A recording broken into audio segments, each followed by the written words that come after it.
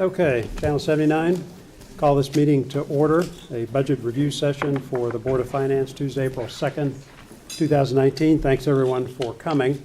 So, on our agenda tonight, we've got a few things. I'd like to start with the Board of Education, and then we'll move on to police. I think the chief will be here at about 8 o'clock, and then finish up with the library, since that's where we have most of the folks in the audience today, which, again, I appreciate your coming. And then we'll move on to some of the other items where you guys can watch it on tape. You don't have to stay. Okay. I sent some, in preparation for the discussion on the Board of Education, Frank, Paul, and I, who spent some time on the budget, we developed a few questions and sent them to the Board of Education in advance to Tara, to give you guys a chance to think about those. As I said in my comments at the top of those questions, I recognize that some of these things have been covered in Board of Education meetings, but with everything on my plate, in full disclosure, I have not had a chance to avail myself of the rich library of videos of Board of Education meetings. And so I've missed some of that, for which I apologize. So to the extent that we can have summarized answers to these questions, and you can point me to other more detailed explanations should that be necessary, that is completely fine. So, Tara, I don't know how you'd like to proceed, whether you'd like to take a look at some of those questions and we can march through them, or if you have other colleagues that you'd like to address some of those. So why don't maybe Dr. Land and Mr. Keeney come up, we'll hand out, we have answers to questions, and as we go through them, if there's more details and or follow-up to those questions. Terrific. What you want to do? We can That'd do be that. fine, thank you. I need the copies, right? Oh, thanks, of course.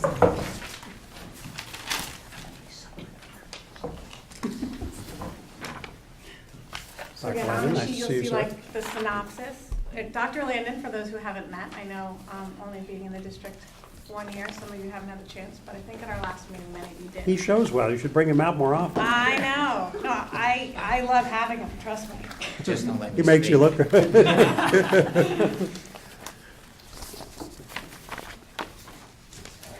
So if we begin with enrollment forecasts, I think we also sent the presentation and the PowerPoint from Malone and McBroom, which is one of the sources we do to track enrollment.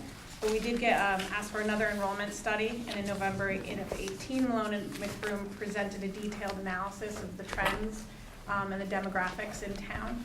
So you have some of the important snapshots in that sheet. Most of the new developments that are coming on, we tried to estimate how many new students that would put into the district. And it looks like, based on their calculations, they're saying 86. Our own internal figures were slightly higher, but this is why enrollment is not a perfect science. But we do 3 different models. Mike Feeney runs his kind of year over year. We have a persistency model, which Malone and McBroom took into account, and then they had their model. They presented both a high, median, and low end, recommending that as we were planning and forecasting, we look at the medium projections. So I provided everyone with that PowerPoint. Hopefully, if you haven't had the chance, feel free to look through it. And if there's questions that come up even after the budget, we're happy to answer those. It's still, the look forward still is for relatively flat student population over the longer Yes. term. So the addition of these students suggests that the non-development, in other words, the sort of base student population is actually declining. If you take out these new developments, is that? Yeah, so we see a slight decline, and then we see back to a leveling. So these students don't look to overcrowd us, but certainly to keep us at a level. And that level stretches out, I think, to 2029, that it looks Okay. like it stays fairly level. We seem to, every time we think we're level, get a move-in rate. Malone and McBroom did acknowledge that we seem to, Darien rebounded, or certainly has maintained its housing prices. I think in there it says there's been a slight dip. But we do find over the summer that we experience unexplained or unexpected jumps, but the overall is a flat projection for enrollment for the foreseeable future. Inclusive of the developments? Inclusive of the developments. Coupled into that, there was a question on the physical capacity and limits in our schools and where they were most critical. I think we touched upon that during the budget handover. And so the average age of our facilities is about 50 years old, with the oldest being Holmes at 85 years old. Darien High School and Tokenique being the newest are in the most superior condition. 4 of our 5 elementary schools utilize modular classrooms to accommodate the existing educational program. There are concerns with educational categories reviewed during the master planning process by KG&D. That was to remove the portables, the location and the centralization of the early learning program, which hopefully will be taken care of by the Oxridge project. Size adequacy of educational spaces. This has to do with having older facilities that were built for educational specs at the time, if there were any, and any new building there, new educational specs. Common areas, we are finding our common areas are small, and you'll see some of the details there that physical education was doubled up a few years ago. And we did gym class in both cafeterias and gym because we just didn't have enough space to house kids. So those common areas, when we rebuild, and those classrooms certainly need to be resized to updated specs. But we are managing with the current buildings we have.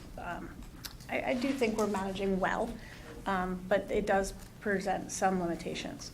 But I think the question we touched on last time was the willingness to redistrict if we needed to. And no one likes that word. It's certainly, people are attached to their neighborhood schools. But I do think the board certainly would look at it if needed, and or as these new developments come online, the first instinct would be, okay, what district are they in? But if there are schools that have space, much like we did with Avalon a few years ago, and we took Avalon, which was districted for homeschool, and we moved it to Tokenique because Tokenique had room for those children and Holmes was stressed. I think, I feel confident that this board would look at that and make those decisions as needed for the best overall impact to the district. And I think that's what this question was most getting at, but if there's a follow-up there, I'm happy to answer. Just one nuance there is that a lot of times it's at a micro level where you trigger a capacity problem. So if you have an influx of students in one spot that goes to one school, where you're at the margin in terms of sections in that school or even classroom availability, from this focus growth with these developments here, do you see any issues with that in terms of running up against capacity at a micro level in a particular spot or with numbers of sections in particular schools? No, I don't think we're seeing it because at this moment it's best guess with sections about where those students will come in. When we looked at the projections for the Heights project, I think at the time we were projecting at an elementary level, we were seeing the influx, or we would see the influx, and that's not what we found. What we found is we actually were gaining students at the middle school and high school level. So sometimes it's hard to predict who's moving in and who's coming with them. But we don't see anywhere that is particularly stressed for it at the moment. However, we would be willing to adjust as needed. Just, Tara, I raised this, I think, a month ago or so. When we, and believe me, we understand, Mike, your job is difficult. There's a lot of sensitivity that goes into that multivariate analysis. But we were pretty far off with Avalon. We were not as far off with Kensett. Are there any lessons learned from those situations, or does the consultant really just take the demographic data from a contemporaneous setting? Are those relevant? Do you want to answer or do you want me? Go ahead. Well, I do think when Malone and McBroom presented, they did look in depth at the projects. So I do think they had some sense, and they were able, because they talked a little bit in their presentation about the differences in the types of projects, and so what led to some of their assumptions around them. Avalon, historically, and this is from my memory of being in the audience at the time, we were under. We thought we'd get much more. Kensett, we were far under. Yeah. And so I do think sometimes it's what's attracting people to Darien, and entry into the market, and the ability to stay in an area versus an area that's seen as more transitory, or a development, I should say, that seems to be a factor. But I do know that Malone and McBroom looked at all the plans, kind of where they were situated, what they were intended for. But I do think it is an educated guess. Other questions on this particular point? So we move on to school psychologists. We don't see any particular potential for any additional expenditures. There's no administrative support or additional state reporting requirements that having the psychologist would necessarily bring. The board asked this question of do we anticipate near or midterm requests for more staff? Because quite frankly, when we saw the responsibilities of the psychologist, we said, well, how They're can two underpaid. people do all this? That said, the administration feels strongly, and you can feel free to provide any more detail if you want, that this should be enough coverage. And I believe part of that was looking at different models. Yeah, I'm prepared to say unequivocally, there'll be no additional expenses associated with the employment of the psychologist. Okay, was your experience? Unequivocally. Was your experience in Westport when you brought in the psychologist, We had- that coverage in fact was And it didn't- sufficient for a longer period? Yeah, we did it in Westport. There were no additional expenses other than the salaries of the psychologists. Okay. Do you want to talk a little bit, just for a moment, about when you brought them into Westport, your school survey climate, the effect that the psychologist had? Yes, certainly. We did a school climate survey, and the results were overwhelmingly, just a couple of years after we put them in terms of student satisfaction with school, students feeling safe and secure at school, having someone in the school who they knew they could always go to. Kids look for individuals who they can reach out to. Oftentimes it's the classroom teacher, but for others that isn't simple. So they'll go to a guidance counselor or a school social worker or the psychologist. And in the elementary schools, 9 times out of 10, they'll go to a psychologist. And some kind of survey like this is what you'd recommend for this district, even 2-3 years out, to check these Yeah, types safe of school- sentiments here? I think safe school climate surveys done every 2 or 3 years are important surveys. I think gives the Board of Education, the administration, building principals and teachers some insight as to whether they are achieving the goals they hope to achieve with students in terms of anti-bullying, kindness, concern for others, and the like. And I think it's a decent measure, and the state gives a lot of support to local districts that want to do a school climate survey. So they're experts to help us. It says down here in the dot points you provided that one of the metrics or measures you're planning to look at for the success of all this, the point is increased staff development and strategies to support students in social and emotional health. This obviously goes beyond the psychologist. Could you speak to that briefly? Yeah, I think, it's hard to measure success on mental health issues. I'm not sure I'd know how to do it, actually. So what are the indicators? I think you have to look at the macro, situation. And so if we're going to measure how much time psychologists spend with students and families in proactive and responsive support, that means not just in special education activities. And that was the purpose of this, to spread them so that they could meet with every kid and give every kid real assistance with problems that they may need or issues they may need assistance with. So we're going to measure the time that psychologists spend with students and families and see if, in fact, the time they're spending on group counseling, like, for example, kids who are experiencing death in the family. We always get children like that. We want to know how much time they're spending with incidents such as that. That'll give us a good measure of whether our goals are being achieved in terms of how psychologists are spending their time.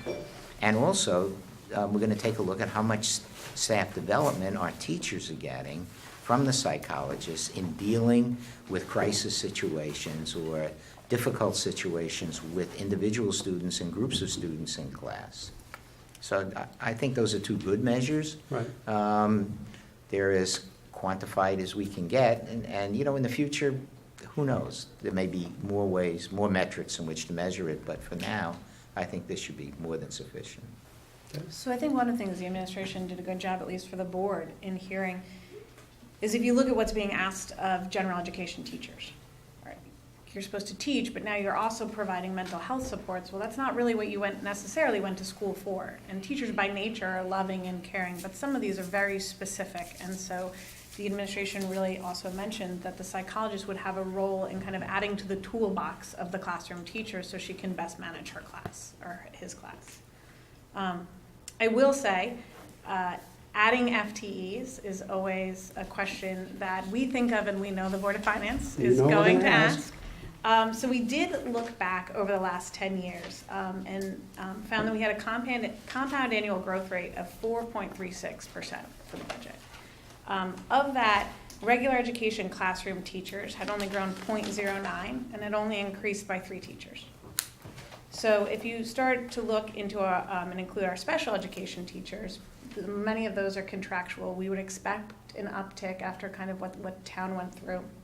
That included the addition of, let's say 17 teachers. It's like 16.89, I think. And that accounted for a 0.48% increase over the 10 years. Now that doesn't include when we decide to bring in a whole new program like our SES facilitators, but it does include our certified staff that are in our classroom. So I do think we've tried to be very careful. In terms of enrollment, we have seen a small dip in enrollment, but we haven't tried to be really thoughtful about who we're putting in our children and managing that. And so I think it was a great analysis by Mr. Feeney. If you have additional details, he can speak to that. But it really was a great way of looking at where are we adding, how are we adding, and what are the effects of when we add. And overall, I think a 4.36 compound annual growth rate is something to be proud of overall, given all that we are delivering to our students. So if there's any further on that, I think we're happy to answer questions, or we can keep moving. Oh, sorry. I have a question. In the original memo that you sent to the board, you talked about the fact that the current psychologists lead school are spending either all or most of their time just in IEP, dealing with SPED IEP programs. And I assume the number of IEPs have grown over the past 10 years. So in terms of dealing with like the issues that sort of just come up during the day that are not related to special ed, like how are those being handled? Presumably, if they're spending most of the time on special ed, there's virtually no time to deal with these. To be perfectly frank, by the seat of our pants, with the high school, the school principal, the assistant principal, they play a role, and our SESS people all play a role in dealing with what would amount to serious issues that the psychologists can't deal with because they're so involved with the PPT process or testing and the like. That's one of the reasons why we proposed this, and it was unanimous, as I stated in that memo, with building principals and the administrators, because now we will have the opportunity to have true professionals, 2 of them, working with those situations which we had to deal with on the fly. It'll be more structured, it'll be better, it'll be more thorough, and it will better address the needs of all of our kids. And so is the idea to keep one psychologist in each building focused solely on? No. In fact, we're working on a plan where we'll have each of the psychologists responsible for a full grade so that they can follow kids through as they go from kindergarten through grade 5. So that would give each psychologist a responsibility for 3 grades in the building. Thus, they will be responsible for the special ed kids and the regular kids, and it will enable them to broaden their perspective and be able to deal with all kids on a regular basis. So the idea is that each one will spend half their time maybe working with on IEPs and half dealing with issues that sort of come up? Generally speaking, yes, but in practicality, I suspect they're going to find themselves working maybe a little bit more with the non-special ed process. Well, certainly more than they currently are now, but I think what the important part is when a family develops trust with a psychologist, moving that trust through the whole school, rather than every year trying to reestablish relationships. Some of these issues are incredibly personal in nature. So if you can devise a system where the family has a trusted known entity to deal with some of this K through 5. And let me add to that, that's really the philosophy of the school district, in the sense, remember, we also added a guidance counselor at the middle school. The purpose of this is to have individuals totally familiar with kids in a grade level from the very beginning, and following those kids through from kindergarten through grade 8, which enables somebody in every school to know a family and those kids incredibly well from the time they enter school until the time they leave. And as their siblings come into school, there's a family history that they know of. So overall, it works to everybody's advantage: parents, kids, teachers, and community. And was there any discussion about, rather than adding 4, of having sort of one psychologist be available to sort of deal with issues, and trying to have some, possibly have a psychologist that adds sort of IEP support to 2 schools? Yes. And sort of phase it in over time to see, do we need to go from 5 to 10, or can we go from 5 to 7? And reevaluate just, it's like at the elementary school population's down about 5%. Well, the members of the Board of Education were very thorough in reviewing this request, and that is one of the questions that came up. And we were able to demonstrate that that doesn't work, based upon even our most recent experiences, where we just put a psychologist back into a school full-time, where last year the psychologist was mobile, if you will, jumping from crisis to crisis. And what we really want are people who are in a school, in a stable environment, knowing families, knowing kids, and staying with those kids, and being able to address all of the family and child needs as they progress through school. You can't do that with part-timers who bounce around, crisis here, crisis there, and so on, in different I was schools. talking more like on the IEP, does it make sense to maybe share any psychologists across 2 different schools to deal with So I think the IEP, the needs that they have there? Well, I'm going to say the same thing holds true for, all kids are treated fairly and evenly. And what we would want in terms of counselors and psychologists staying with the family and kids throughout their career, it doesn't matter if they're special ed kids or not. They were typical and atypical. So we need people who know our families. It families. wasn't special ed kids, it was just dealing with like IEPs, which seem like there are meetings that sort of take place all day and so forth, like that type of role. So I versus- think what you find is through 7 different schools, if you had someone dedicated just to that, there are multiple things. There's IEPs, there's testing, there's team meetings, and so it would be an overload, I think. We at one point had one psychologist in every elementary school and then one in central office who could be that mobile person, and it proved to be inefficient. So I think we looked at several different models of this. Some said, to your point, add 2 and let's phase it in. And where the board came out is that in every scenario we tried, what we were trying to do is save FTEs over solving the problem, and that we felt more responsible addressing the problem at the level it needed to be addressed than, God forbid, something happening and saying, we were going to phase that in over time. We felt the administration made a compelling case based on what they were seeing, and we felt that their recommendation was strong enough. Okay, thank you. Capital projects, priority 2 projects? Sure. This came up on our building tour, and though I think Jamie also touched on it during the budget handover, given what's going on in Hartford and maybe some reduction or the possibility that there's legislation that could reduce grants or make grants harder to apply for, we re-looked at all of our projects to see if there was anything grant eligible that we could accelerate. And in that review, we think we have appropriately planned. We did not see anything. Mr. Lynch, who's also here, presented a list of things, but he felt strongly that we were in line with where we needed to be. And I think there is nothing to that question of could you move anything now and try to capture where we are, where the grants stand now. We have not seen anything that we could move forward at this time. Okay. ECR, always a fun one to talk about. You asked the calculation. Just as a quick review, ECR is 4.5 times your per pupil student. So you see there, it's roughly $95,000 is the threshold. After that, we get reimbursed on a percentage point. At one point, we were reimbursed 100%. That has changed. Right now, we are estimating to be reimbursed about 73% of the money above that cost. We are projecting a decrease of 6 students who are eligible for excess cost in 1920.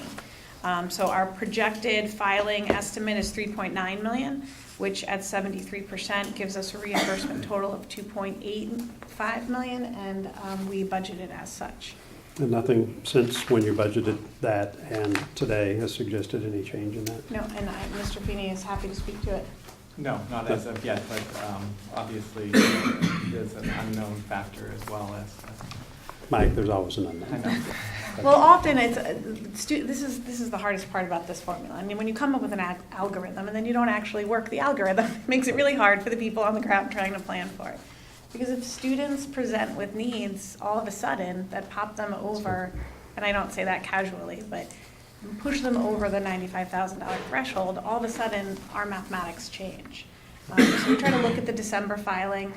We ask if there's any updates, and as of now, we're still on point for this $2.85 million. Okay. Other questions on that? What has been your experience over the last couple of years of people moving in August and all of a sudden you have an extra 3 to 5 special ed children that need this kind of help? That is our experience. That has been happening when we look at our reimbursement as to how it basically, when we look at how much money has been brought in for the reimbursement, you'll see there's significant swings as to what we projected and then what we had actually brought in, and you'd also see a significant swing regarding our expenditures as well. So it happens quite frequently, more often than not. And Mike, when you're projecting this, are you doing it, I know you can't speak to individual like students or anything, but do you do this sort of on a micro level where you're taking sort of individuals and rolling them forward, or are you looking at just, well, transportation was $100, it's gone up by 3%, so it's $103 this year? Like, No. We're looking at the individual level. So we have to, in order to apply, and we have someone who's dedicated to watching this and tracking this. Because it is such a complicated and detailed formula. So I think, Mike, you gave like what an example might be on the sheet, you know, a sample tuition, what tuition might cost, and then the percentage of it which is actually reimbursable to us. But we have to do it and submit back up to the state for every single individual child. in terms of submitting the claim, like when you're forecasting for next year, are you doing it on an individual student basis? So right now we're doing it on an individual student basis. We're working with our early learning program, identifying those children and how they're progressing. We look at the transitional periods as well, the grades. We look at the potential classroom size that they're going to be in, because one classroom size could actually have a swing as well. You had a student that's in a class of just 2 or to 5, and now they're transitioning into 10. That changes the makeup of this number. So we do look at all the transition 5 to 6, and then going into from middle school into high school as well. And is that because you can then allocate like, you know, 10% or 50% or 20% or 10% based on the class size? Yes, Of that depending upon resource? how big the class size is and the resources that are allocated to that one student, yes. So the other thing I'd note is over the past couple of years, we have gotten more to actual reimbursement. We generally had a very conservative model to try to plan for fluctuations in the state. We've gone more to actuals. So the board year over year, as we bring this back, might see fluctuations because we're at 73% this year because that was our experience last year. But if our experience changes drastically this year, you'll see a different number. So I think the Board of Finance was pretty used to seeing about a 68, 69% reimbursement, and we've tried to really pinpoint it to give you the most accurate number we can. But with that, you should expect a variance in numbers over year. It makes us a little more bullish, but we're trying to present to you as much in real time as we can. That's better. Have you looked at like what you submit and what they actually accept? Like has the accounting, how we account for it and how we submit it, how does that accuracy play out over time? it's accurate, and you would know at the end of the year as well. Because if we oversubmit or undersubmit, it would have a negative or positive effect, and thankfully it has a positive effect over the last couple of years regarding your excess costs, your educational cost sharing grant. Do you have any opportunity to share transportation with another district for common students going to a shared facility? Yes, in the past, not today, but in the past, as of last year and the years prior, yes, we have. We typically have agreements. We have transported kids to Stanford, Norwalk, Wilton, and New Canaan as well for our out-of-district placements. Good. Chromebook and iPad replacement and upgrade cycle? So overall, the replacement cycle has worked. The elementary and middle school students now receive their Chromebooks to start bringing back and forth from school in 5th grade, and it stays with them until 8th grade. The Chromebooks have been lasting that entire 4 years. I will say, having experienced them at my home, not with a little bit of wear and tear, but they do make it all 4 years. At the end of 8th grade, those Chromebooks are retired. And so that's where you see in our budget a regular replacement cycle at this point, not a new purchase to buy. When children go to 9th grade, they're issued an iPad, and this iPad will stay with the students all 4 years and will be turned in upon graduation. Our first round of iPads to be retired will happen next year. And everything at this point says that the iPads are serving students well and resulting in a reasonable replacement cycle. We are in the process of developing our new 3-year technology plan, so that also will take all these factors into account, and as that's developed, the board will continue to have reporting out on it. But at this point, both our purchasing and replacement cycle seems to work as we planned. Terrific. John, just one question. I listened to last week's meeting. You had your IT professional kind of talk to sort of how the kids are using the iPads in high school. He's our assistant principal up at the high school. Okay. Yeah. So have you guys done any work in terms of how much the students are actually using the iPads versus, like, per se, bringing a laptop or other sort of devices? Like how many are, like, how many hours per week or per month are being used? Just, anecdotally, it seems like there's certain ones that just don't use them, and there's a lot of kids that bring their own devices. So I was just wondering, do we track what the actual usage is? I can let the Per superintendent answer it, but we are aware some students choose to bring their own device because they feel that it works better for them. But overall, we're seeing students use their issued device. And they have to have access to the websites that we control as well. Yeah, I think virtually all of our teachers integrate the iPad into all of the work that our kids do. And by the way, just as a side note, in terms of fiscal responsibility, which I'm sure you would like to know about, if a child loses it, or does damage to it, and it can't be fixed, we require that family to purchase a new one at their expense, not ours. Okay. So Jim, to your direct question, I don't know, and we could follow up if there's any direct tracking on the number of hours. Yeah, I'd appreciate that, just because I do think, I've seen sort of a growing population that are, maybe not turning them on and using their own device a little bit more, so it'd just be good to know, like, how many are actually using them. Okay, very good. Department chair responsibilities? So the change in the budget here is when department chairs came in, we had them teaching one class. What we have found, and the superintendent can speak more, well, we can talk two things. Sorry, I didn't want to skip ahead and miss one of your questions. So what we have found is the department chairs are certainly a success and have provided great feedback both in mentoring their teachers and actually making sure that there's equity among classes, but still letting teachers have the creativity to teach their own class. But there are now common midterms, there are common finals, So there's a way for us, as we're making sure students are going through the high school, they're actually ending up at the same point. Someone is not stopping at the Peloponnesian Wars while someone else is making it all the way to studying the Vietnam conflict. I mean, we needed to make That's quite a sure- leap, by the way. Well, Western Civ is a really long class. So first, it's working. What we found is the department chairs, the value in them teaching their students was great. However, when the students went to go access their teachers, those teachers had administrative responsibilities and/or responsibilities towards other teachers, and the students weren't able to access their teachers as openly as they could other teachers. And so there was a concern both by the department chairs themselves saying, I feel as if I'm not serving my students fully, and then meeting my administrative duties. And we heard, from some families that, why isn't my teacher available in the morning or after class like other teachers are? So Dr. Landon can talk to it more, but I think the administrative team brought it to his attention. I think Tara described it very well. The truth of the matter is they have multiple responsibilities. One of the most important is supervision and evaluation of teachers, and the other is being involved in curriculum writing. And they were unable to do both satisfactorily and take care of their kids. And they were split.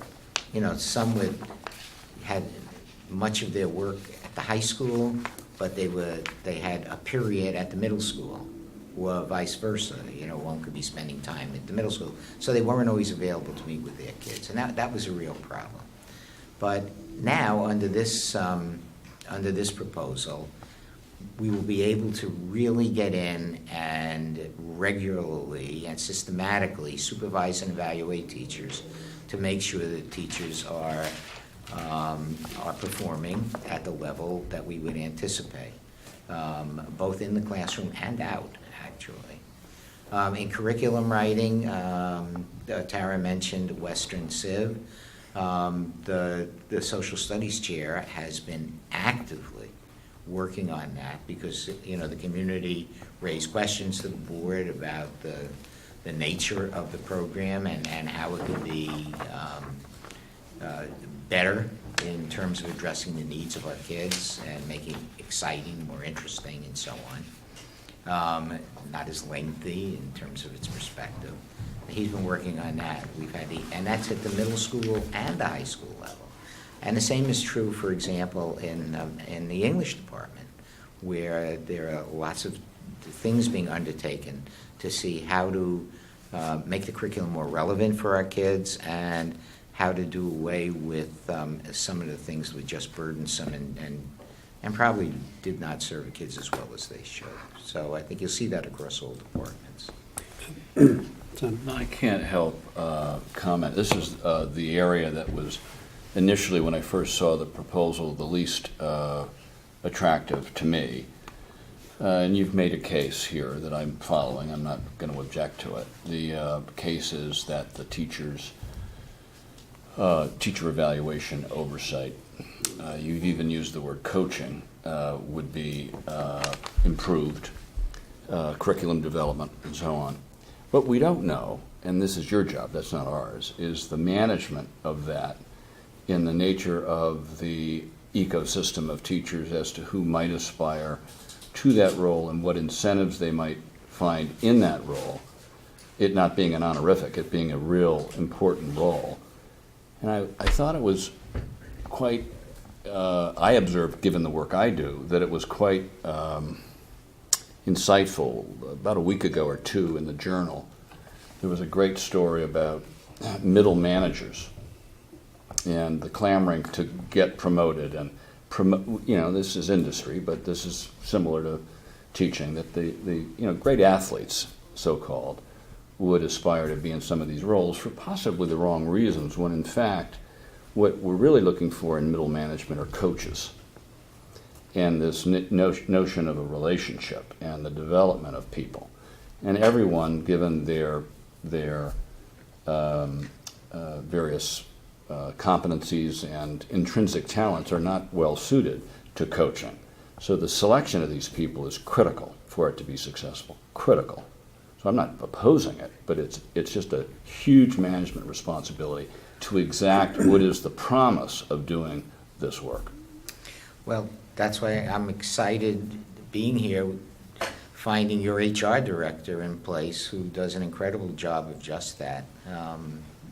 Because I sit in on all these interviews, you know, when we have key positions, whether it's department chairs or building principals and so on, and the kind of work that goes into selecting candidates, looking at all of their talents, their experiences, their capabilities and abilities. I think you guys are really fortunate in this town. You got a great HR director in the schools, and I think she does all that really well. So I would add from a board point of view, the board has requested, in the long 2 years the department chairs have been in place, each year that they come in and they present on exactly that. What are you finding? What are the struggles? What are the successes? And let us understand how you're actually affecting students and how much staff buy-in you have. Interestingly enough, we've gotten a fair amount of feedback from parents who like the idea of, if there's a problem at the teaching level, instead of having to go directly to a principal or an assistant principal, they can go to someone who knows the department, who can best understand where the disconnect might be between the science and the parent and the teacher and the student. So I would agree with you. I think every year the board has brought them in for that reason. We want to make sure that these people are effectual, and we have been incredibly pleased, quite frankly, by the talent that we have seen.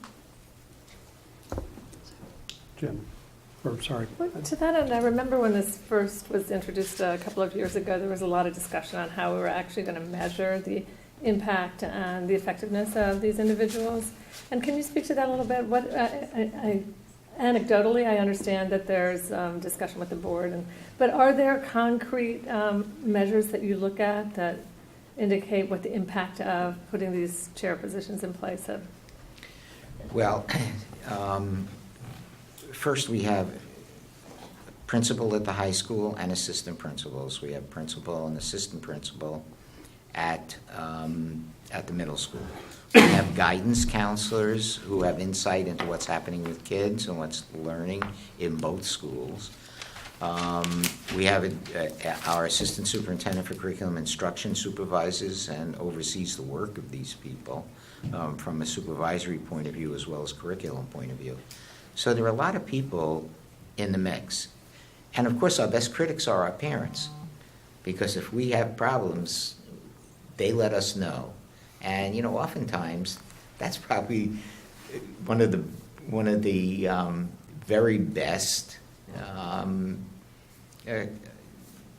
avenues that we have in order to determine whether things are being done from a parent's perspective, and so we can investigate that and look at it from an administrative point of view and see, well, maybe there's truth in what they say. So the board also doesn't manage staff, but I will say when the department chairs have come in, first the mandate of going to common midterms and common finals. One of the questions I was asked of department chairs is, how'd that go, right? Because where you might see problems are in classes where, okay, now you have a common test and what are the results? And I think that they, because it's not our purview to manage staff, but without saying that, they said we were able to see, and we were able to then co-teach with certain teachers where we saw discrepancies, or we were able to talk with the teachers who had, maybe had some reticence. Why am I doing this? And I do think those are measures that, while we're not getting teacher names because we just can't, and to hear them talk about their work in that way, I think they're finding really measurable results. I think what they can do is look across, because I have parents calling everything, sometimes even how kids did on tests, and I send them to Dr. Landon. Sometimes if you have one class that bombs a midterm, well, what's going on there? And so that's one of the most concrete ways, I think, if you're really looking for a metric that allows them to go in and say, what happened here? And sometimes it's not bad teaching, but maybe you need to adjust. Maybe your group of students needs it in a different way.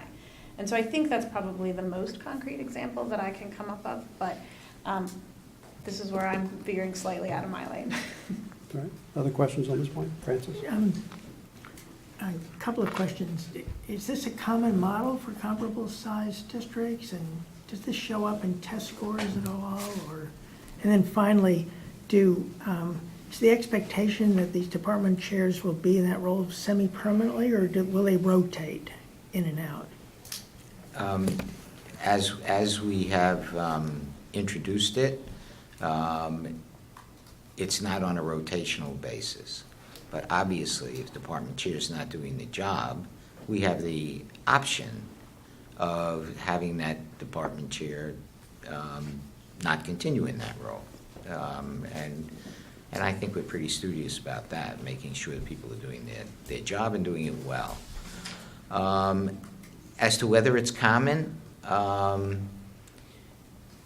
it depends on the district. I think the districts who really feel strongly about having people who will oversee departments, will ensure that the curriculum is appropriate and is updated and meets changing needs. I think in those districts you'll find full-time department chairs.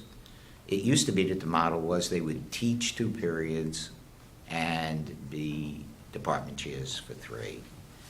They were in the teachers unit. They weren't in the administrators unit.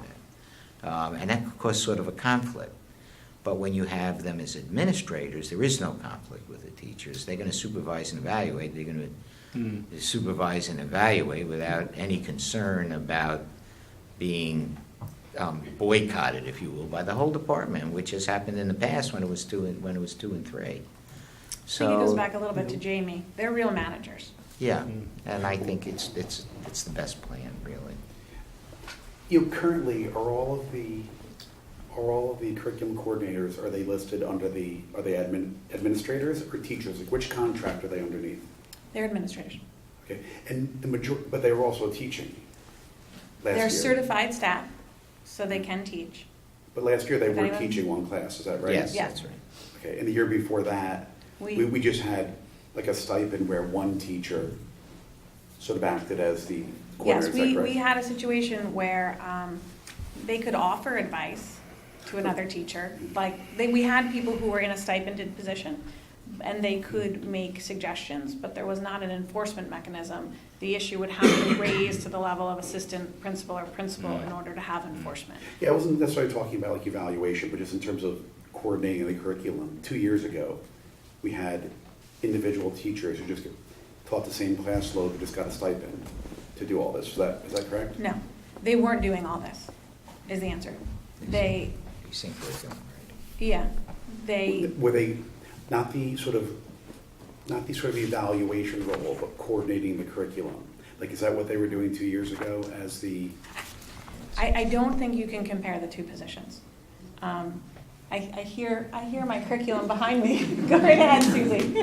That's correct. In the past, they did not have the ability to coordinate the curriculum because they simply did not have time within their workday. They were given a coordinator stipend to support what they could, but the reality is, in terms of writing curriculum, revising curriculum, supervising and evaluating teachers, coaching, none of those components of the current role were being implemented in the past coordinator stipend. And the majority of the coordinators that we have now, were they previously teachers in the district? Not the majority. No, we have 2 that were teachers who rose to this level, and then we brought in outside teachers. Or Christina might have just been hired, so it might have been 3. She might have just been hired. That's correct. Yeah. So 3 of 5 came from internal? Mhm. Although, in all honesty, one of those individuals had just been hired and had been hired because she was such an outstanding person in the field that when she immediately applied for this, she was the right person to do it. Okay, very good. ELP? So ELP enrollment, as you well know, we look at this every year. There was a question about why a jump in 2022. So as a quick review, and I'm sorry because I'm sure you're familiar with most of this, ELP is a state mandated program. It is a 1-to-1 full inclusion program. So for one child who has learning needs, they need to be around typically developing peers. And so every year, this is a bit of an adjustment. And in fact, we sometimes over-enroll typically developing students because we know throughout the year we will be accepting more students into the program as they are identified, and we want to remain in compliance. So we are projecting class sizes with a range of 10 to 15 students. Going up to 15 is a change in recent years, but we are, working within our limits and trying to meet the needs of all students. We are currently averaging, by the end of the year, 98 to 100 students. And so with that, we also know by talking to the area preschools, by talking to the state Birth to 3 program, from where a lot of children who are receiving services then come to us at 3 years old. We know best estimates, kind of what's coming. And so that's how we begin to put these enrollment figures together. As you're aware, at Ox Ridge, we are looking to combine this program into one space. And so we've tried to do that, allowing for the most adequate way to build it. We don't want to build this program for 8 classrooms and then all of a sudden say, oh, we're so sorry, we needed 2 more classrooms. We need to build 2 more classrooms. So all those factors go into planning for the 2022 jump. Again, it's one of those things that's hard. All throughout the year, we are enrolling children. In our October enrollments, we'll see, okay, 90 kids are going to be in ELP. But as students present with needs, particularly at this age, you can accept students as late as May and June, and you must. And in accepting the student, you still must make sure you are in compliance in a one-to-one setting. So it's a little tricky. But I'm sure, because ELP comes up often, that this is how we plan. Okay. There was a point about tuition there as well. Yeah, so tuition, every year we go out and we review on an annual basis kind of area preschools. So part of needing to stay one-to-one is you need to stay in the mix. You need to make sure you're not outpricing yourself. You need to make sure also for the robust program that we're having, we're not underpricing ourselves.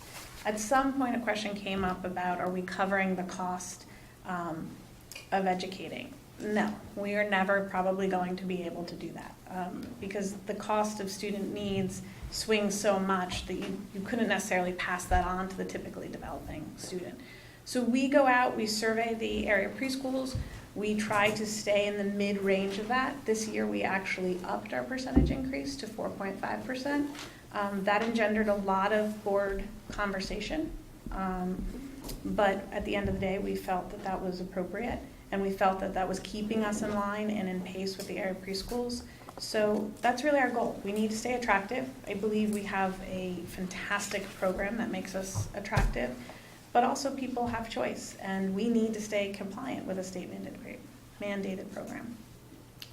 What are the kind of admission, how many applicants for each one of those regular spots? How does that compare to the other preschools? Well, we always have a waiting list. So do you want to talk a little bit about, or Shirley, do you want to talk a little bit about applicants? Right. Well, right now, I think. Shirley's our Director of Special Education. Good evening. There's generally a waiting list for both for children who are typically developing. And right now, we're very fortunate this year. We will hit about 98 students by June, actually, because of children turning 3, and that happens at different benchmarks during the year. But currently, all of our seats are full right now, and that we continue to be competitive with the other neighborhood schools. Okay, good. Other questions on this? Last 2 questions. Shared services. So shared services. So this is where I think schools have been doing it longer than anybody else. We share services in many ways. We've got the Connecticut Regional Education Consortium, or CREC. We have a purchasing coalition. Actually, we have 2 of them for which we participate in to try to capture economies of scales with neighboring districts. We also look at programs that we can capitalize. Stanford has a very well-regarded continuing education program for students who are older than 18 that's still receive educational services, and so we partner with them and to be able to send students there.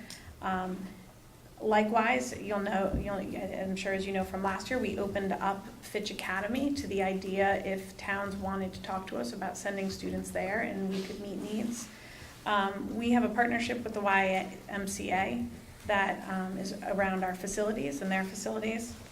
We also send students to various regional and magnet schools. We send kids to AITE, for example. We'll send them to the magnet at Rogers.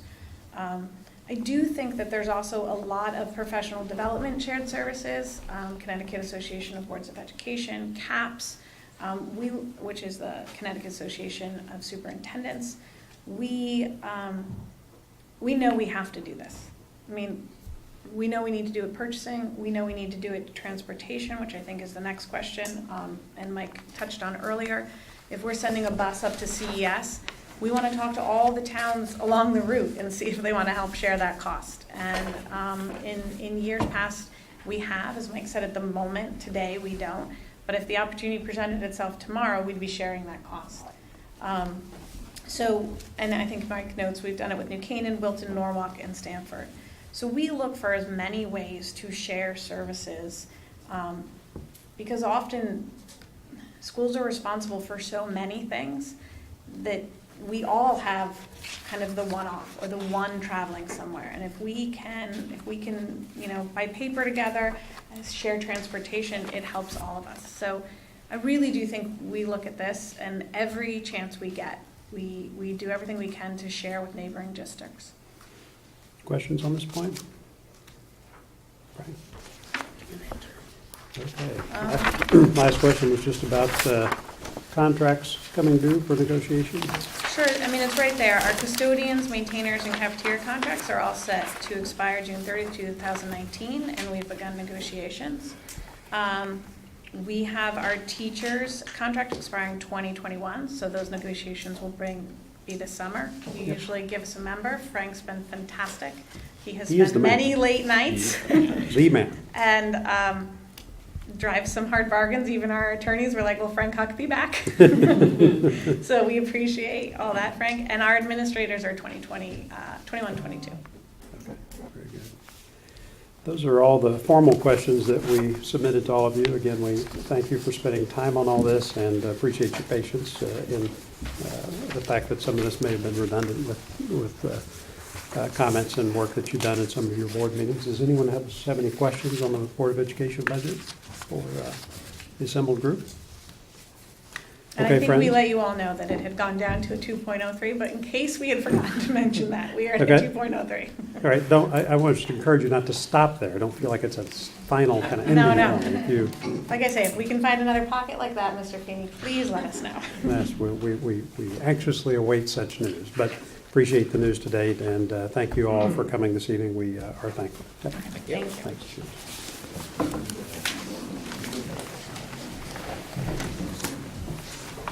Chief next.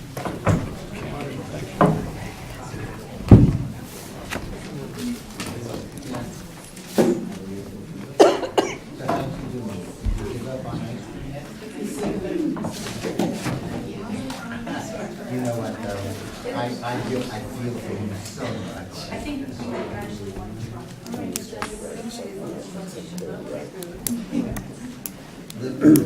One hour for board. Okay. Chief, we're going to talk about police next, so if you'd like to come up, Captain.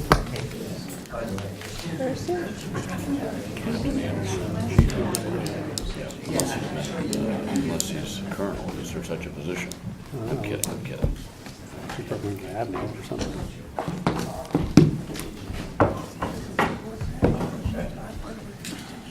Gentlemen, thank you for coming. We appreciate it. And Thank you for having us. No worries at all. So I know the senator spent a lot of time on your budget, both this time and in years past, so I will hand the mic over to you, sir. Thank you. Gentlemen, thank you very much for coming. Sure. I am going to practice the Jamie McLaughlin School of Budget Review and not go to line-by-line review. Um, Just some questions on some key areas I think that you're prepared to address, and I think we can get through that pretty quickly. Hope so. And we're going to get to this dispatcher group. Let's say that's the pièce de résistance. But for the time being, if we can, let's skid around on some other issues. One thing that came up in the Board of Selectmen review, gentlemen, was the repurposing, the replacement program on vehicles and the repurposing. You know, I'm sort of left with a dull note. I'm not sure exactly what the conclusion was, except that this is something we want to do. This is something that is a good idea, and that hand-me-downs could be, in fact, utilized in other departments. So what? And candidly, this goes all the way back for me 7 or 8 years with Fred. I mean, God bless him. But if I may, we had bad vehicles. We did. There were, you know, the maintenance routines were irregular. Now we have a steady state, better vehicles. So, anyway, what's the policy on vehicles? The policy? Just general repurposing, maintenance, and then the notion of handing them off and handing down. We have a great maintenance program. Our maintenance mechanic, George Knapp, takes excellent care of the vehicle. And he's a half-time in that role? He's full-time. He's full, okay. Yeah. He does all the routine maintenance on the cars, the oil changes. And Let me step back just for, again, Yeah. for my colleagues. The fleet management, as I used to call it, right. is vastly improved, and dramatically improved. So I'm on the margin here, just trying to understand, this was an issue that came up in your review. So I don't have a criticism, I just want to understand where the policy is. Well, the vehicles are normally traded in when we purchase new ones, although some of them are repurposed to some other What's the county. market for the trade-in? Who makes that market? I thought We get an estimate from the dealer on what the trade-in value is. But keep in mind that, you know, although they're, what are they, 3 years, right? They're 3 years old Yeah. when we trade them in. They have a lot of miles on them, and a lot of engine miles on them, so it's not hours, not miles. hours, right? So it's not peak market value for those vehicles. But if we have a vehicle that the town is interested in, certainly we work with them and we turn it over to them. And our vehicles are normally very, very well maintained as best as possible. No other comments. Actually, literally, that comment came up. First select person, Jamie Stevenson, is here, and it was sort of an unfinished sentence, and I've always been intrigued by our fleet program, and I might be able to just expound on that just a little bit. Yeah. We don't have a formal program to repurpose vehicles to any town department. Typically, the administrative officer will call me and say, listen, we have a need in X department. Do you have a vehicle do you think that you could give us? Yeah. We check our inventory, and typically, most of the time we do. Now, the town's fleet maintainer, we've had conversations about going forward that I think should be explored to have a expanded system. He would like to get some of our cars earlier to Right. repurpose to other town departments. That's something that certainly and I think the chief too would be willing to have this conversation to get everyone on board, that if they want some of our cars earlier, that we would have to develop a town-wide plan to do that. You know, our administrator cars or our detective bureau cars, they don't go 3 years. They go 7, 8, 9, Right. 10 years, because it's typically assigned to a much smaller cadre of officers, and they're just not getting the same use. I think it's something that we would be open to discussion with. But I think right now it's working pretty well. I think we're giving them cars that are serviceable, although they sometimes have a lot of high mileage on them. Okay. Kind of a minor issue, but in the area of shared services, it would appear I think we do a very good job with our animal control officer. They've been to our property a few times with some very strange animals. He's a busy man. Including a fisher. Yeah. Are Is they there? after you or your pets? Well, it depends on your perspective. Is there an opportunity for shared service, shared animal control officer with Stanford as being bandied around? This has been brought up from time to time, not to my knowledge. We've looked into, I've heard that Stanford was supposedly building a new facility. Closer to Darien. But that's not come to fruition. Let's just count that as a minor. If we can move to the dispatcher issue. So the case is implicitly improved utilization of sworn officers. Correct. And that's axiomatic. The full civilianization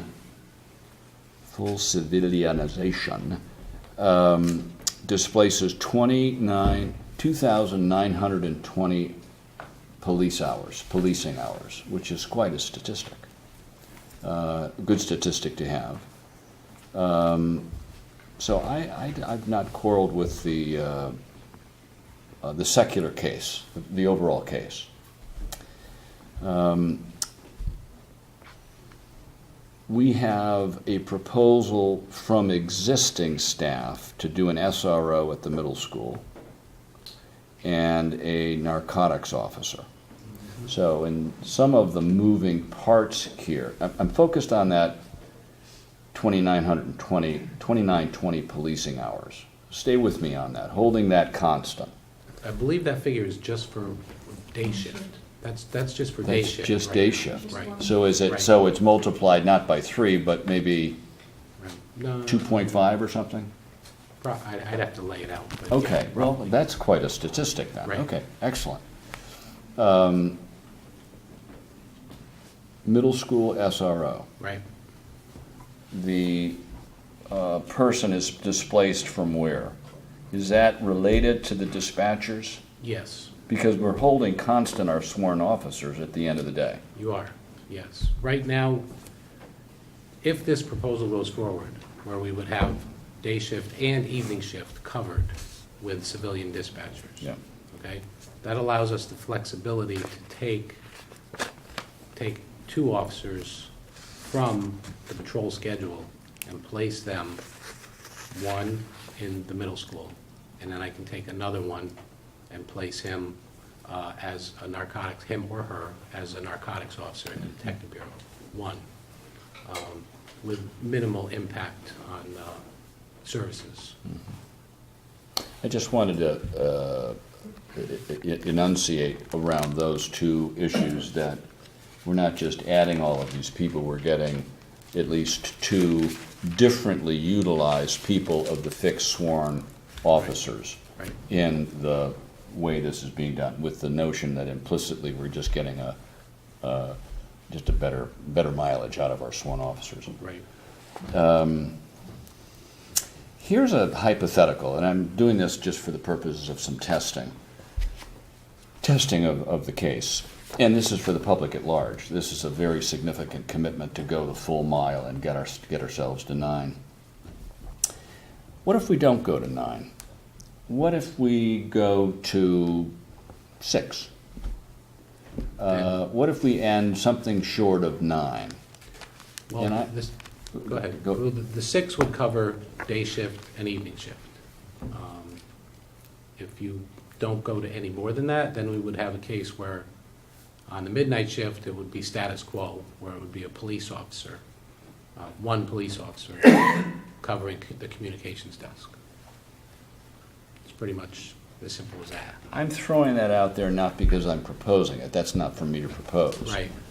But it is, in fact, a case, as we watch the succession of this, that may be something that is raised in the future. Well, but I think that would be, not something I would support. I think that would be the incorrect way to go. I mean, if we're going to do this, we should do it right, and we should civilianize our communication center. You know, you'd have just a limited amount of officers working in there on a midnight shift. You know, if you have officers that jump from day shift to evening shift to the midnight shift, then they wouldn't have the skill set of answering, you know, working in communications. They'd have to go through kind of a retraining period in order to work in communications, and it would not be an effective way to do things. I wouldn't support it. I wouldn't like it. Well, I'm sure of that. I wanted to make sure that was out there as Yeah, a understood. possibility. I have one last question, and I'll turn it over to my colleagues. This is your call, and you've worked with the Board of Selectmen to make your case. But issues have been raised, and certainly I want to know that in this contemporaneous environment with communications technology being what it is, that we are in fact at a standard, best standard, on a regional and national level. Now, as much as I know about state government, I had to write this down so I could ask the question.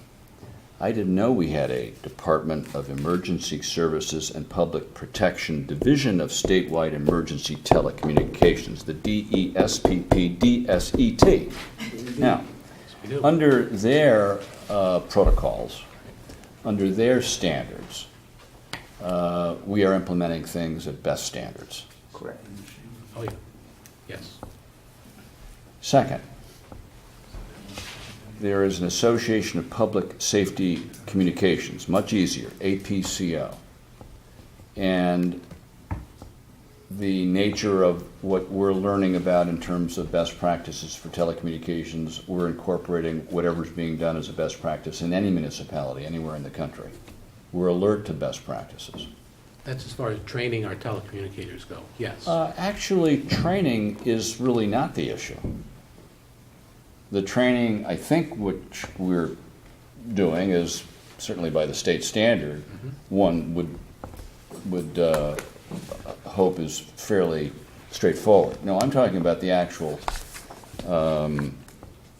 communication centers, the technology, the routing of calls, what types of calls are being done, where they're shared and why, that kind of a thing, which implies that there's some shared services for combined emergency telecommunications. And these are things that you guys have to be witness to, you're participating in. And I just need the confidence that we are at the standard of best practice. We are, absolutely. Well, it's your call. I needed to air that one out, notwithstanding the DSEPP-DSET comment. Well, just let me expand on this a little bit. We've been trying to get some information from the state on our 911 system, on how many calls we get in our 911 system. We get about 6,000 calls, just 911 calls per year. We just got this information today. We are at or above the statewide standard for answering 911 calls in less than 10 seconds, 92% of the time. So our record's pretty good. Well, I would dare say that it's much quicker than 10%. Yeah. Yeah. Or 10 seconds, 92% of the time. So let me finish on this, and I just throw this out there. So I perused the 2014 proposal. I think I read it 3 times. I read the update in 2017. I followed your colloquy when you came in for your review with the Board of Selectmen. Mm-hmm. You're not going to have the answer tonight, but it's an answer I think we need to be really focused on. I don't really, other than the implicit displacement of the sworn officers for better utilization, I don't really know what the success factors will be. It was never presented. Could it have been presented? Yeah, I suspect hypothetically. But it is in that orientation that I would urge you to begin thinking through, how do you want these people to be measured? Your call. But they'd be protocol-based. You have great data this year in our budget report, which Kate presented to us, so we have some units of measure year over year. I would urge you to be thinking about that so that we actually can do a look back and say we did something that had really positive incomes, not just better utilization of the sworn officers. So I leave that to you guys to contemplate, because I think it would be, when we're fully staffed, when we have a full 9, I think it would be good for any one of those individuals and for the department. Sure. Other questions for the chief or the captain? I'm curious, at 6,000 numbers, is there a trend line that goes along with that one way or? Like I said, We met last week with representatives from the state Emergency Telecommunications Center. We've been trying to get this information for a while now, since we just got the new next-gen 911 system put in 2017. And this is new information for us, so we're going to explore it further and see how far back we can go as far as, is this holding steady? Are we getting more calls? It actually breaks it down into, people that are calling in via cell phone, from landlines, how the calls are received. So it's information we're going to have to sort through and see if that's relevant. And again, this is only 911 calls. This is not routine calls that come in. And what percentage of those calls result in a dispatch of officers? It's kind of hard to say. Again, we'd have to sort through all that. Yeah. I'm not sure I can even give you an accurate number on that. Seems like a big Some of them number. are missed dials, but they have to be answered. Some of them are hang-up calls where we do have to send an officer, if we have an address to go to. And candidly, some are 5 or 6 calls on the same Yeah. collision. or They more. still have to be answered, you don't know it's on the same collision, so it has to be answered and communicated. Thank you. Other questions? You just, in terms of looking through for like training and other types of professional services, given that you're going to be taking some of the officers and moving them from like patrol to narcotics or patrol to, from Board of Ed, like SRO, is there any additional sort of budgeting that you have in there to go through the necessary training to move them over? We have, if we get the additional, if we're able to put an SRO at the middle school, there will be a week-long training that he has to go to, he or she has to go to. It's minimal, but it's just a conference that they go to. Other than that, as far as training for an SRO, there are occasional classes that they have to go to, but nothing of major consequence. And on the K-9 side, is the K-9 set up to support that effort? The K-9 are, I'm sorry, I'm not following you. Yeah. Our to K-9 supplement unit? the narcotics effort? Oh, yeah, for sure. Well, it's two different things. Our narcotics officer that would be assigned to the Detective Bureau would work with our K-9 units in the event that they have to go out and do search warrant, surveillance, something of that sort, for sure. Great. Other questions? With respect to the movement to civilian manning of comms, are there other area police departments that have made that move that have had experience with? Yeah, that's the trend, to move police officers off the communications center out to the road and to put civilians inside. We're one of the few that still has police officers answering. Yeah, I'll comment on that. We're quite behind, actually. Some comparable towns. The Newtown, Farmington were used as examples, and they were fully staffed when we did the study 5 years ago. Yeah. Terrific. Other questions? Chief, Captain, thank you, gentlemen, for coming. Thank you very Appreciate much. it. Thank you very much.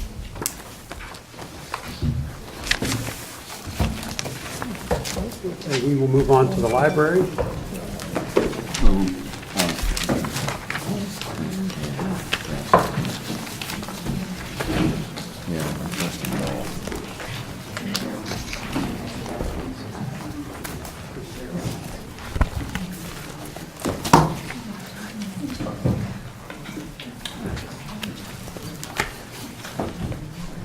So Diana and I have looked at the library budget, and of course, we've had multiple discussions with Alan and team over the course of the development of that budget.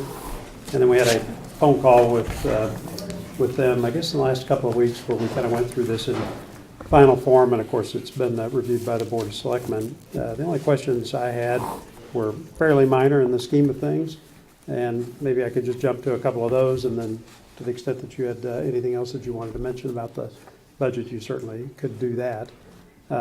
Just a few quick points. I noticed in the budget that the Eversource loan payment wraps up, which is terrific. When you look back at the cost of utilities following that change by Eversource, did you actually see a decline in the cost of those services? Yes, when the purpose of it was a 40-month loan, so we could relamp the library from compact fluorescent to LED. And we're able to track the use of particular parts of it, and the use of our energy directed for lighting went down by 40% immediately from that. So it was a significantly measurable effect. That's really good. And just to point out, we're open 80 hours a week, so that kind of savings gets amplified significantly. Right. It's a headcount projection. I know that's been fairly stable and that you've been trying to address some potential salary disparities with regard to other opportunities your staff could pursue. Do you expect your headcount to be stable in the coming years? Yeah, there are two elements that you spoke to. The first is that we did have the 3 years of the 5%, thanks to the town for allowing us to do that, and we did a good job of catching up to our peers. We are short of them, but we're close enough that it's not an amazingly difficult distance to cover. And now we're back to a 3% increase this year for our staff.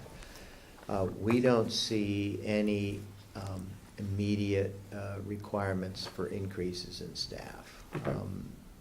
What we have done, if you look at the way our use is lined up, is we have always worked around behind increases in staff. We don't increase in staff because we think something is coming, but we wait until we see a significant effect that demands that we do something, and then we've increased it. And we don't right now see anything that would call for us to increase staff. And the only other question I have was just a quick status update on the geothermal repair work that I know is consuming friends rather than town budget. The geothermal work that we're doing this year is the first of a 3-year project. The total project cost will be about $2.4 million, where the board's investing about $1.2 million this year to reconfigure the standing column well system that we had when we opened the building to a closed loop system. And involved in that are drilling 4 900-foot wells. And then when that's done, and they're connected to the building, then to reconfigure the 4 existing wells that are between 1,000 feet and 1,500 feet, so that somewhere one side or the other of Memorial Day will be finished, and then we won't have the problem that we've had for the past 5 or 6 years, which is a change in water quality that's affecting the operations of the building. The next 2 years, what we're going to have to do is, again at board expense, to change out the HVAC systems internal to the building. That's about $800,000 to $900,000 on top of what we're investing now. Okay, the last point I'd make, just a couple, is it really is remarkable to read the page 6 statistics in your presentation about the service to the community when it talks about the Darien Library versus all others in the state, first in the number of visits, first in circulation, second in Wi-Fi and computer use. I mean, the statistics go on in terms of the fact that this is a significant facility in the state of Connecticut, and it's thanks to the Friends in terms of the physical plant that was built, but it's really thanks to your management of that place, which I think is terrific.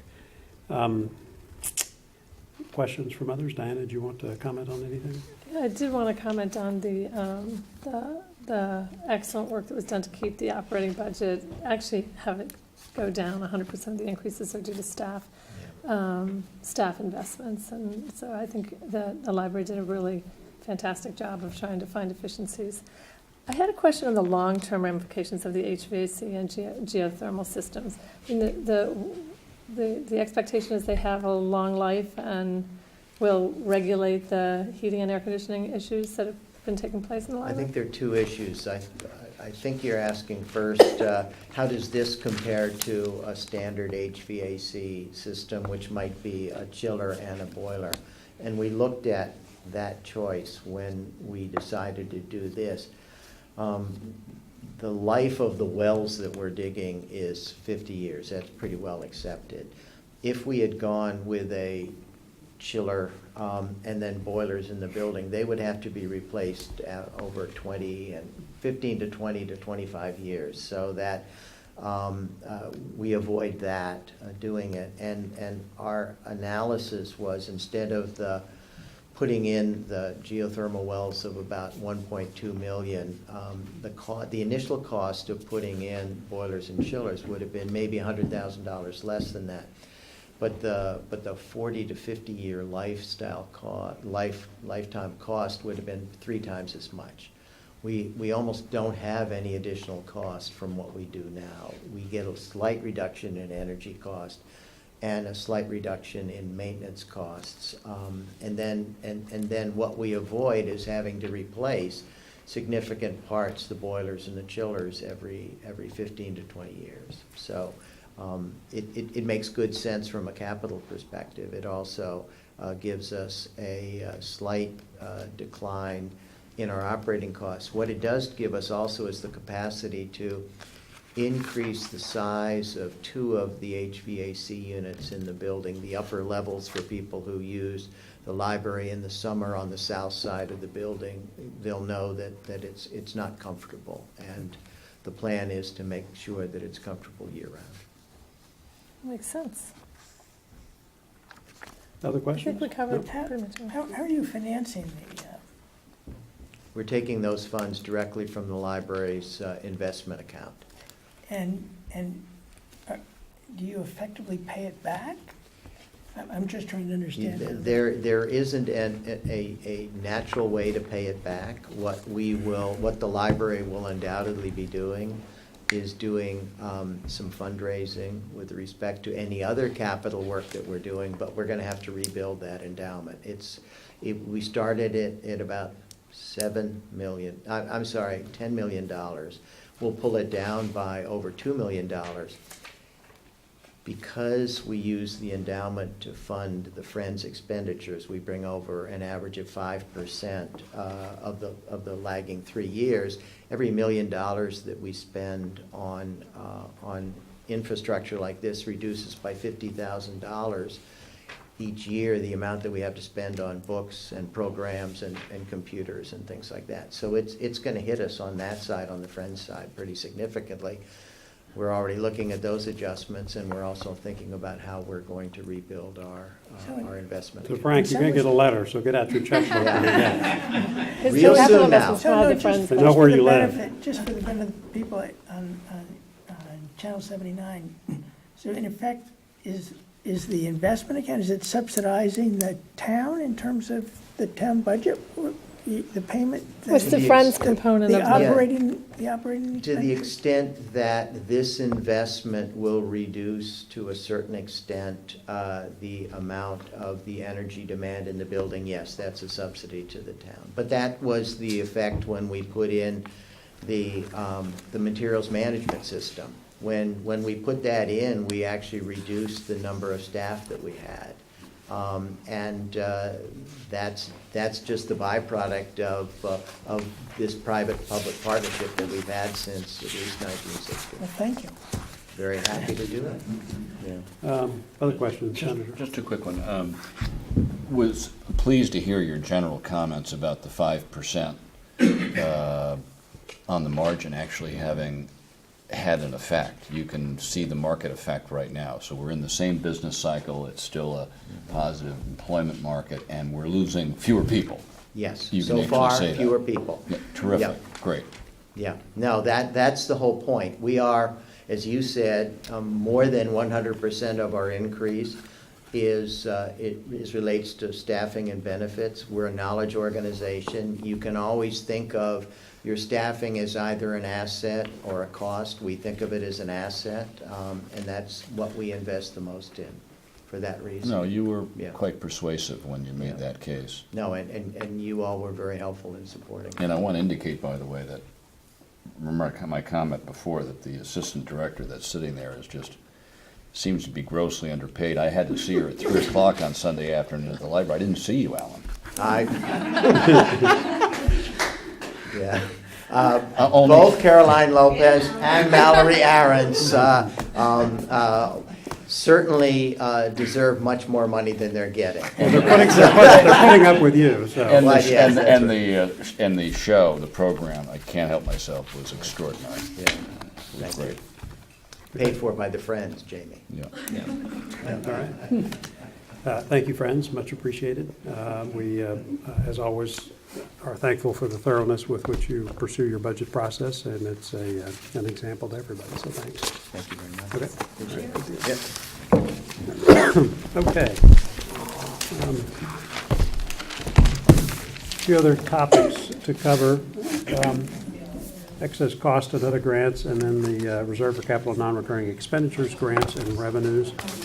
So some of that's mine and some of that's Frank and mine. But what I did today was, starting with capital grants and revenue, I sent a few questions over to Jennifer, which we can touch on very briefly, but were helpful. One of them was just a comment on how the building permit revenue was estimated, and so what she's done there is she's taken the average of the last 3 years and then taken the estimated fees for the new projects that are coming on board and simply taken half of that, and I think that's a reasonable estimate for those grants, so thank you for that. I further asked just why Parks and Rec program fees and what was the basis for calculating that increase. This is actually, I mean, minor in the scheme of things, but just the point being that you had put these on the balance sheet before, now you're just going to run it through the P&L. Could you review that briefly? For years, the programs that Park and Rec, they cover their expenses with their registration fees. Those have been handled through a balance sheet account for years. And that has just been growing and growing as they come up with all these wonderful new programs. They're basically small programs. And once the fees are, the expenses are covered, any quote-unquote profit was already coming over as program revenue. That's not the best way to do it. We're not capturing about $500,000 worth of activity that they're doing. It's not running through the budget, so we're looking to move it off the balance sheet, get it into the P&L. And 465, right? 465? 495. 495. And accurately show the full extent of what they're doing in their department. Does this mean there's any debits sitting on the balance sheet that need to be cleared because they've accumulated, or? Yes. And how much is that? I think the last time we looked at it was around $80,000. Okay, it's not terrible. All right. Francis? No, I was just gonna say that 495, I forget now what page it shows up on, Two different places. 2 different places. Right, it's on the, we brought it in, the exact same amount in on the revenue and expenditure side, so budgetarily it's neutral. But if you only look at what the expenditures are going up, it will impact our percentage increase on expenditures. So does that 80,000 need to be appropriated in the budget and then just used to reduce? What we'll have to do is actually, it's also a timing issue, so it could be that at the moment that I looked at it, they accept registrations before the program, oddly enough. And so when it comes to year end, we'll have to take a look at it and see what registrations came into that account that are actually going to be for programs that occur after July 1st. So it'll be some accounting entry. I think more than likely we will end up with some excess in that balance sheet account that will come over and subsidize the general fund. Okay. I had a couple other questions, but I'll dispense with those in the interest of time. The one to focus just a minute on is on the estimates for interest income.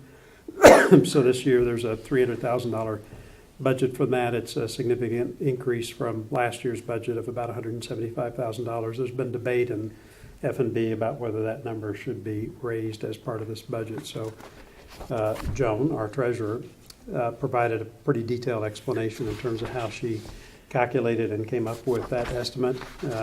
It's several pages long. I will dispense with a reading of that for the record, but simply stipulate that, in my judgment, it was a pretty thorough discussion, not just of why she budgeted what she did, but the basis for doing that, how investment income works for a town versus a corporate or a private entity, some of the limitations she has to deal with, given that it's a corporate entity, both in terms of regulatory compliance and the propensity of lending agencies or banks to provide a basis for investing these funds. And I found the discussion compelling, and I'm not inclined to change what she's recommended for interest income on this. Jack, I will invite you to comment on that. I've held you at bay up until this point, but I want you to want you to know that I will allow your comments, but not too many comments, because it's getting pretty late, and I've been up since 3:30 this morning, and I may fall asleep on television. So, but if you had a couple of comments on this, I think it's fine. The only other thing I would say about this budget at $300,000, not to say that this would be a reason for leaving it in place, but we actually face a fair bit of uncertainty at the state level, and the reality is having something like this that might be modestly under budgeted, given some of the things that we're having to deal with in terms of uncertainty. Having something like this in place, which would be a source of budget surplus should it come up, is not a terrible thing. At a slight Jack Davis, 197 Hoyt Street. At a slight disadvantage in not having that analysis. I thought I forwarded this to you. This is the one. That's fine. I might take a slightly different approach. Go. The board spends a tremendous amount of time talking about our debt, which is now between $50 to $60 million. And we're often worried about the 10 to 20 basis points. But on a simple calculation of our cash flow investments, we're probably between 40 to 50 million as well. And we spend a lot less time talking about that asset. I think that if you look at what the current rate environment is, I think that 300,000 is far understated. We have already achieved that in the first 7 months.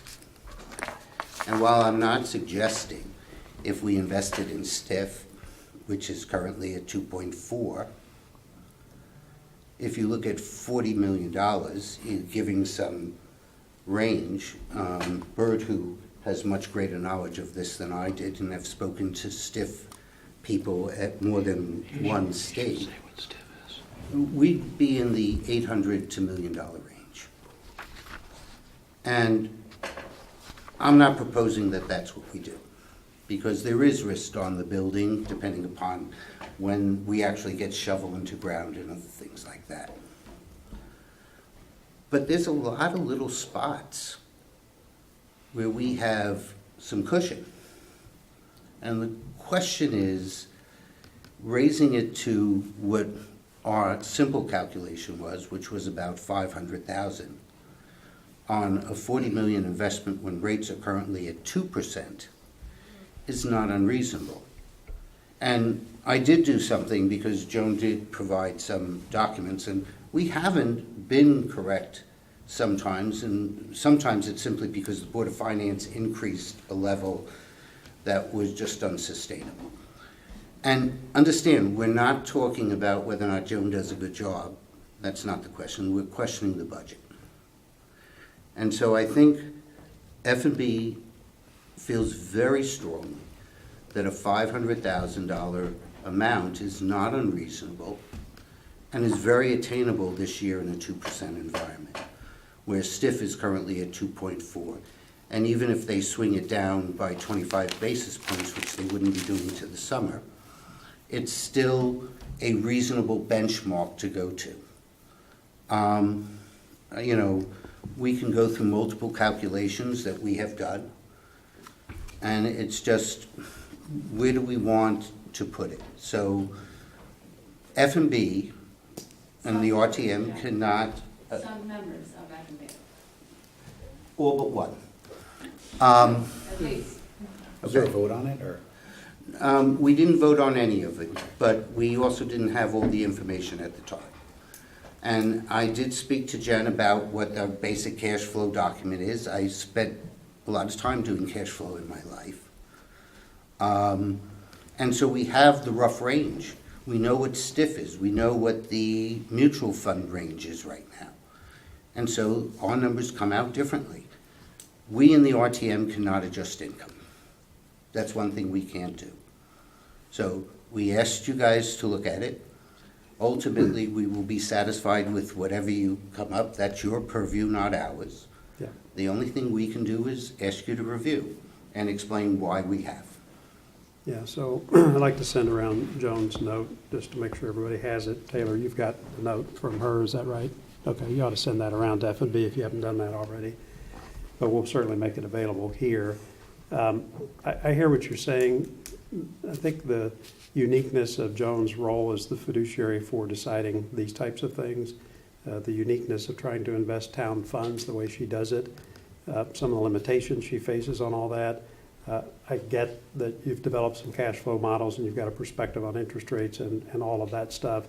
The way she lays out this discussion here, I think she tackles that sort of point by point and says, yes, but. So yes, I understand all that, but I face these constraints, these unique aspect of investing these funds. And I think it lays it all out in enough detail that I'm convinced that it's different enough from what I've heard has been debated with with F&B. And so I'm inclined not to recommend a change to this budget for that reason. If you had this secondarily, I think it's good in this particularly uncertain environment that we have certain budgets like this that might have some cushion in it. And because of that, I think just another reason not to change this. And I mean, maybe my colleagues would disagree. I don't know if Ms. Stevenson, you had any comment on any of this, but my inclination is to leave this as budgeted. I'd like to read the memo before Yeah, I I mean, say a word. so, I mean, we're not voting on any of this tonight. I want to make sure that this note gets sent around.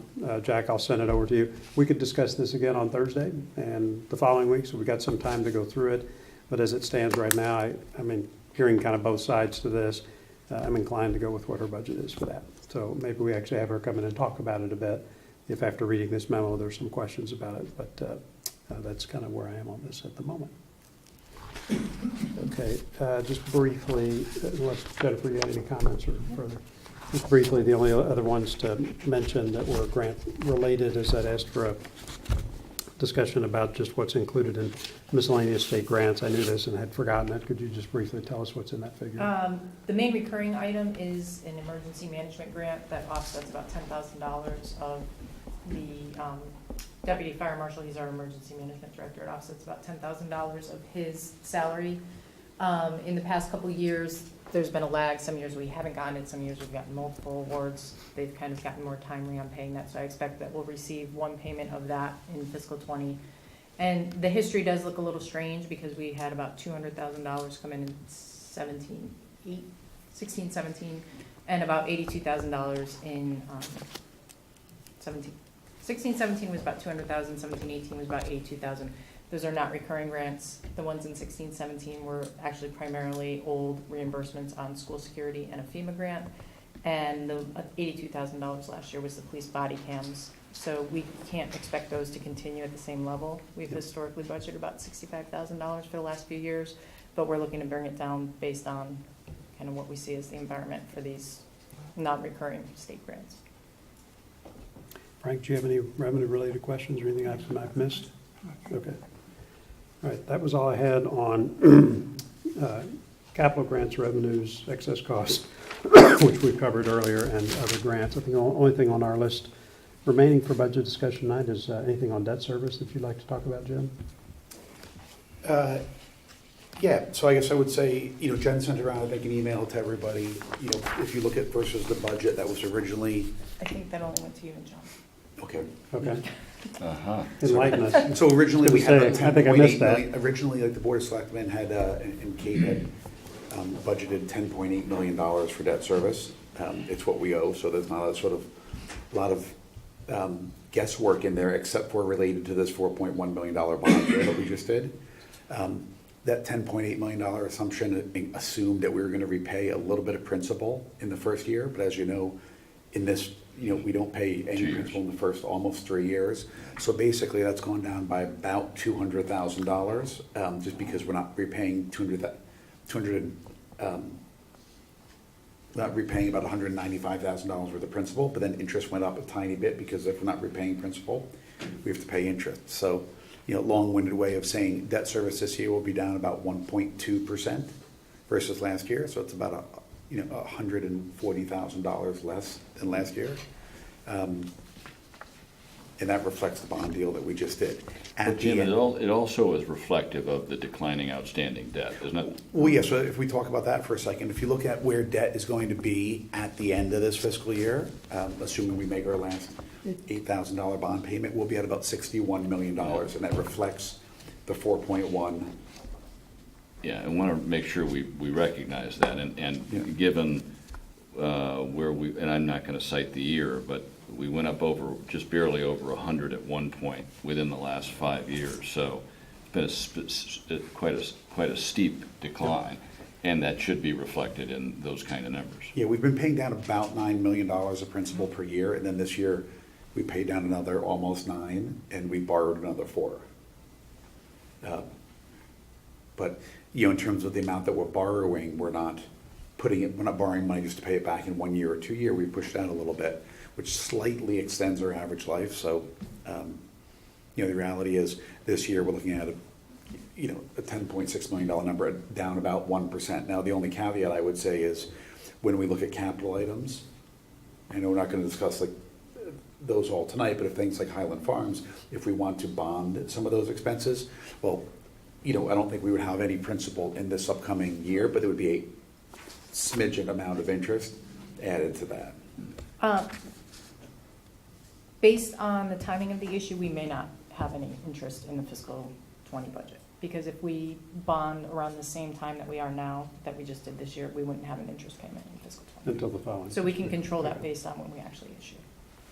But obviously, there's the loss of interest income on the cash that we would otherwise have. Right. Yeah, because if we do, we talked about this a little bit with the storage facility, because I think there's some questions raised there. Like, once we approve something and it can be bonded, we can use cash that we have and pay for the beginning or all of those expenses depending on the size of it. And then once you accumulate, this was a relatively small bond issue, but once we accumulate sort of $4 to $5 million worth of projects, we can then go out and bond it. Good. Okay. All right. Anything else on debt service for town or sewer or any of that? All clear? Yeah. Have any questions for Jim about any of that? Okay. I think that covers all our budget topics for tonight. I think we missed building control. One thing I wanted to bring up, does anyone have an idea in terms of the $61 million of principal outstanding, what % is allocable to schools versus town government? No, that would be, is that a little guessing game, James? Yeah. How about 68%? I was going to say half.